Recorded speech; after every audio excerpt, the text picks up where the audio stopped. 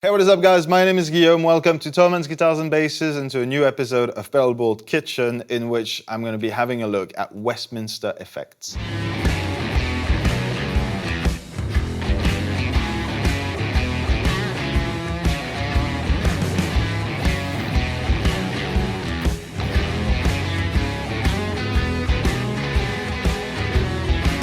They're all handmade in South Carolina by a Mr. Cody Fields. So I'll put a board together with some of the pedals that I've selected today, but please keep in mind that some of them were either not in stock right now or coming in later. So check the link in the description if you want to see everything that Westminster Effects make. For this build, I'm going to be using the D'Addario Expand 2.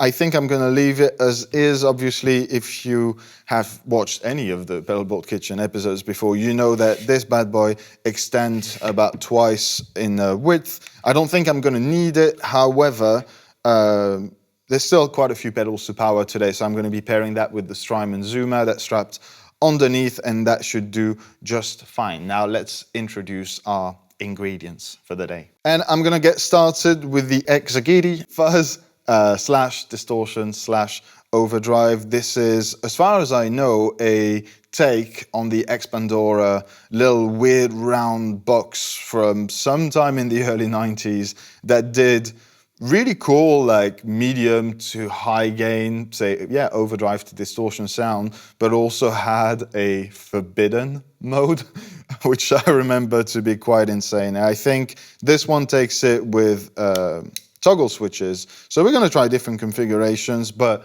I know me, you maybe know me. It's probably gonna be a fuzz in the end.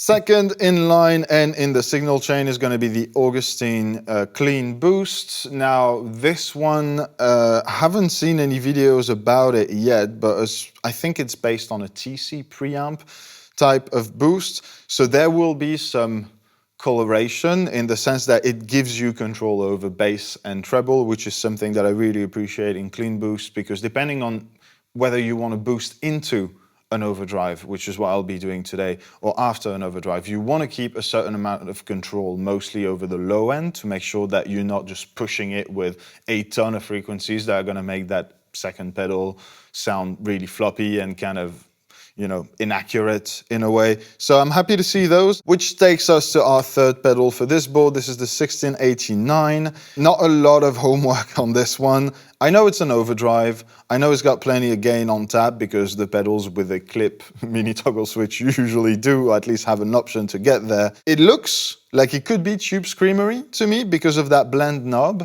which I'm assuming will allow me to blend in some of my clean tone into my distorted signal, which is something that I really, really like. So I'm really curious to try this one. It's listed as an overdrive, so I'm looking for some sweet crunch tones on that one. Which takes us to our only modulation for this board, that is the Luther Tap Tremolo. I really dig that the names are all reminiscent of like the church history and all. Like, it's been pretty cool. Like, some exceptions, of course, but like the names and the designs of the pedals are really awesome. This is a trem. It's got different modes, it's got different wave forms as well. You know me, I am an absolute sucker for harmonic tremolo, so I'm hoping to get something that's a little subtle, something that I can leave on a crunch sound and just go crazy with the slido. That takes us to our time-based effect, and probably the funniest pedal name I have seen in a long time. This is the Chick-delay delay. Obviously a pun of sorts on Chick-fil-A. I don't even need to hear it. I know it's great. It can only be with a name like that, but all analog delay with different time and decay control. So I am assuming that it's going to allow to blend two different lengths of delay, which is really, really cool for a compact pedal like that to do this. Which takes us to our final pedal for this board. This is the Spurgeon Reverb. Now this one I'm even more excited to try because I haven't seen any review online. I've searched for some because I was really happy to see a regen control on it, which is usually something you see on more ambient type of reverbs with like a regen in the modulation, that kind of thing. It's got different voices, tone, decay, so length of the reverb, as well as a mix control. I'm really, really excited to hear that one because, again, first time I'm discovering with you guys. Now that we have all our pedals introduced and ready to go, I'm going to start assembling the board. Now, one tip which comes out of a grief I have today, because as much as I love the designs, the names, and potentially sounds of those pedals, most of them are side mounted for the jack and the power. Now, if you know me, I do not like that. I do not like side mounted pedals. I think it's a waste of space. I completely understand from a manufacturing standpoint because it allows to have like a type of enclosure that's going to work with a lot of circuits. For a lot of manufacturers, it's also space constraint inside the pedal. Like there's just no real estate on top to put top-mounted jacks. It is definitely something that you have to take into consideration when you're building pedal boards that have side-mounted jacks, because they are going to take more space. So when you are assembling those boards, I strongly suggest doing a first layout of those pedals by having patch cables, ideally the ones that you are going to use for the build, already plugged in. So before you put the tape on, before you do anything else, just put your patch cables, see how they fold, see how the patch cables sort of react to being side to side like that. Can you put them underneath the board? Do you have to leave them on top? This is all going to matter in terms of, the final look, of course, but also just real estate. Let's put all of this together and give you guys some sounds.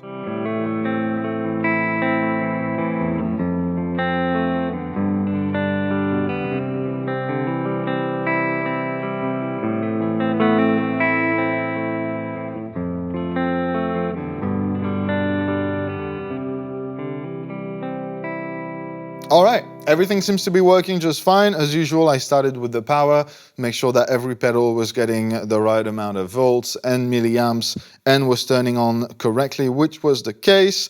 You want to do that first before routing all your audio cables, because then if it's a bit of a rat's nest or it's really tight under there, or you've already cable tied, like zip tied everything, it's a bit more complicated to figure out which cable is faulty. Now that it's all done, I'm going to turn on the amp, grab a guitar, dial in some sounds, and play a little bit for you guys.